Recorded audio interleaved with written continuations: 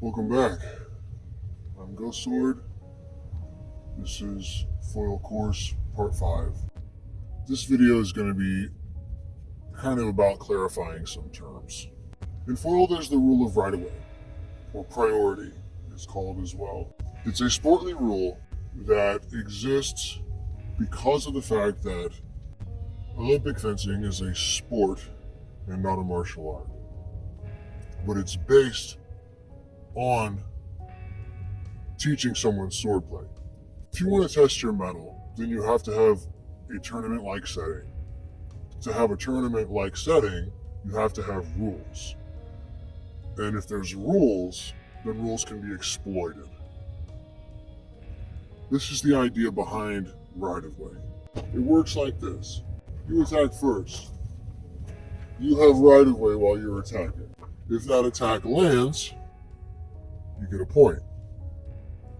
If you attack first, but your opponent parries that attack, then right-of-way changes. You attack first, your opponent parries, your opponent will then take right-of-way, or priority. If they riposte, or counterattack, they will receive a point. Let's say my opponent attacks me, I parry, I riposte, they still hit me. But I hit them as well. Because of the fact that I parried before I attacked, I now control right-of-way. So even though they still hit me, I get the point. The fencer that initiates the attack has right-of-way. The fencer that parries and riposts then gets right-of-way. And this goes back and forth. Now let's talk about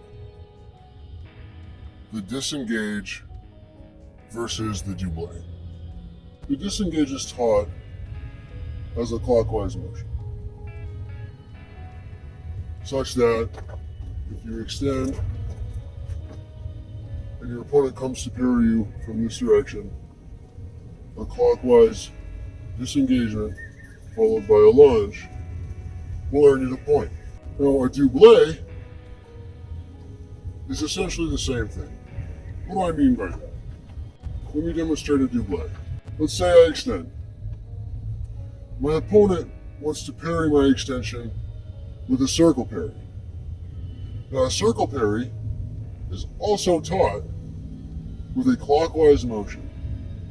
But indeed, circle parries can be done in both directions. Just for the sake of explanation, let's say the circle parry is done in a clockwise motion. If a circle parry is done in a clockwise motion, a way that I can get around that is with a doublé or counterclockwise disengagement. Think about it in terms of opposition. If you're on this side doing a clockwise parry, then your opponent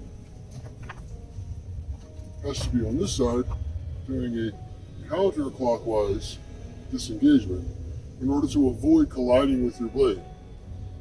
Essentially, one blade will be chasing the other, but you'll catch your target before the parry catches you.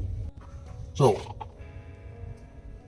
the difference between a doublé and a disengagement is minimal. You could argue that it is the direction that it's done in, but really it's a context-based difference.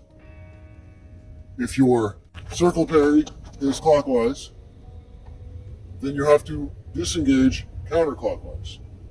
If your circle parry is counterclockwise, then you have to disengage clockwise. I hope that's been helpful. Thank you very much, and I'll see you next time.